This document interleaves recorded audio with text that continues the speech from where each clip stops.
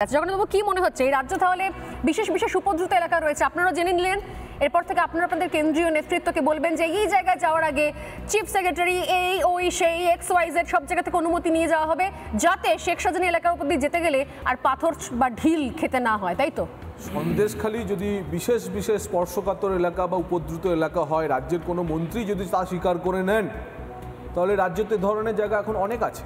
কুস্তি আছে, সিরাকল আছে, ডায়মন্ড হারবার আছে, শীতলকুচি আছে, নানুর আছে, পাণ্ডবেশ্বর আছে, নন্দীগ্রামের কিছু অংশ আছে, নেতায় আছে।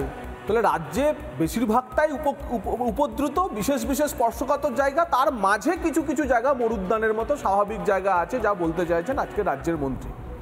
আজকের যে ঘটনা অত্যন্ত বিপজ্জনক ঘটনা পশ্চিমবঙ্গের পক্ষে। এই ঘটনার পুঙ্খানুপুঙ্খ বিশ্লেষণ করলে কয়েকটি বিষয় বেরিয়ে আসছে। এক নম্বর, যে কেন ইডি এই রেশন দুর্নীতির তদন্তে বনগাঁর এক জায়গাতে এবং এই সন্দেশখালীতে সরবেরিয়াতে গেছিল, তাতে দেখা যাচ্ছে যে SSKM হাসপাতাল থেকে রেশন দুর্নীতি মামলায় গ্রেপ্তার হওয়া মন্ত্রী, বনমন্ত্রী এবং পূর্বতন খাদ্যমন্ত্রী, তিনি তার পরিবারকে চিঠি লিখে বলছেন যে যা টাকা প্রয়োজন হবে এই দুই ব্যক্তির কাছে রাখা আছে, তোমরা এর থেকে টাকা নিয়ে নিও। মামলা চালানোর খরচা থেকে শুরু করে বাকি যা কিছুর জন্য যত টাকা প্রয়োজন হবে, এদের কাছে যা টাকা রাখা আছে সব আমার টাকা। এবার জুটলো কি করে? এটা ধরা হয় মন্ত্রীর চিঠি।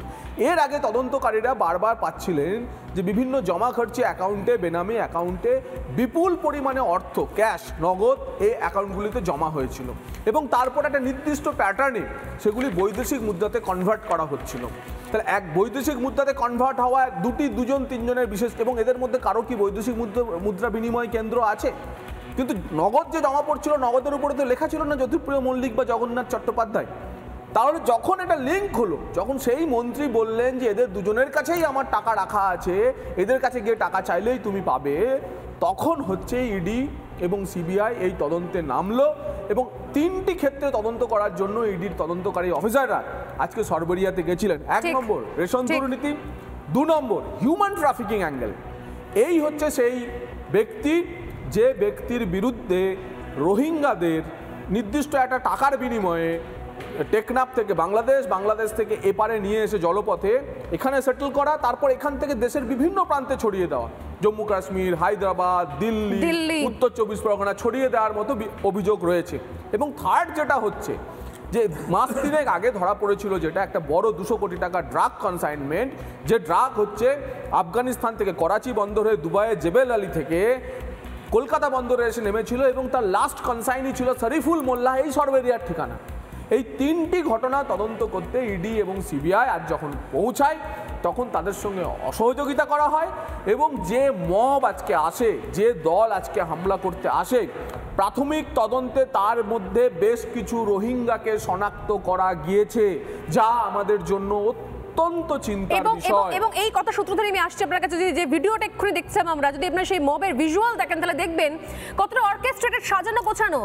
সামনে একেবারে মাঝবয়সী মহিলাদেরকে এগিয়ে দেওয়া হয়েছে, তারা সরাসরি ঝাঁপিয়ে পড়ে আক্রমণ করছেন সেন্ট্রাল ফোর্সকে। কোথায় কোন জায়গায় ভোরবেলা কেউ এরকম ভাবে প্ল্যান করে হাতে বাটাম নিয়ে, বাঁশ নিয়ে মহিলারা মাথায় ঘুমটা টেনে, দেখুন সেই ছবি, CRPF জওয়ানদের হাত ধরে নিচ্ছেন। এই ডেসপারেশন কোথায় কোন গ্রামের মহিলাদের রয়েছে, কারা এরা?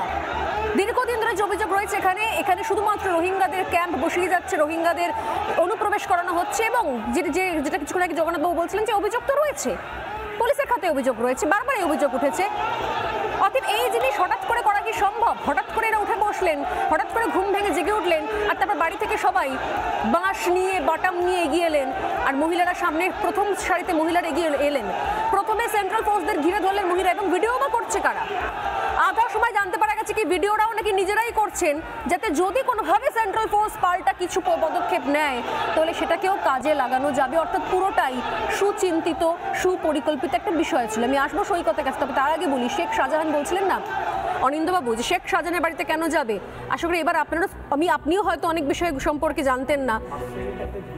হ্যাঁ, নিশ্চয়ই বলুন না। জগন্নাথ বলেছে রোহিঙ্গারা কি আমাদের দেশে ঢুকে পড়েছে?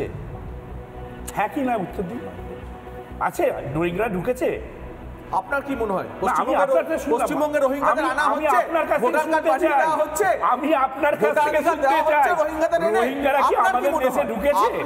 আপনার কি মনে হয় আমি আপনাকে শাহজাহানরা প্রশ্ন রোহিঙ্গাদের এনে ভোটার কার্ড আপনি বানিয়ে আমার দিচ্ছে? প্রশ্ন আমি এক সেকেন্ড, আপনার প্রশ্ন দিতে পারবে, আপনার প্রশ্নের উত্তর একজন দিতে পারবেন। আমার মনে হয় আমাদের বারাসত জেলার যে নেত্রী রয়েছেন রত্না বিশ্বাস, তাকে একবার ফোনে ধরা উচিত, কারণ তিনি তো এই ধরনের ভোটার আইডি কার্ড ফার্ড দেন তৃণমূল কংগ্রেস, আপনি জানেন না হয়তো, যে কোনো কাউকে খুব দ্রুত ভোটার আইডি কার্ড দেওয়ার কাজ করে। আমার মানে তিনি হয়তো এই প্রশ্নের উত্তর দিতে পারবেন, চেষ্টা করবো যদি তিনি ফোনে ধরেন আপনার এই প্রশ্ন সরাসরি আপনার দলের এক নেত্রীকে করার চেষ্টা করবো। তবে তার আগে সৈকতের কাছে আসার আগে বলি, যে খবর পাচ্ছি আমরা আজকে সূত্রে, যেটা কিছুক্ষণ আগে এক্সক্লুসিভ আমরা ব্রেকও করলাম নিউজ রুম থেকে, সেটা হচ্ছে এসএসকেএমে হেফাজতে থাকাকালীন গোপন চিঠি উদ্ধার হয়েছে জ্যোতিপ্রিয় মল্লিকের। কিছুক্ষণ আগে তার উল্লেখ অবশ্য করলেন জগন্নাথ বাবু, কিন্তু সেখানে শুধুমাত্র কোথায় কার কাছ থেকে টাকা পয়সা রয়েছে সেটুকুর তথ্য তালাশ নয়, তার সঙ্গে সম্পত্তি এবং বেশ কিছু কাগজপত্র তথ্য সরানোর নির্দেশনাকে দিয়েছেন জ্যোতিপ্রিয় মল্লিক তার মেয়েকে, এবং সেই নির্দেশের ক্ষেত্রে স্পষ্ট করে গোটা গোটা করে লেখা রয়েছে শেখ শাহজাহানের নাম।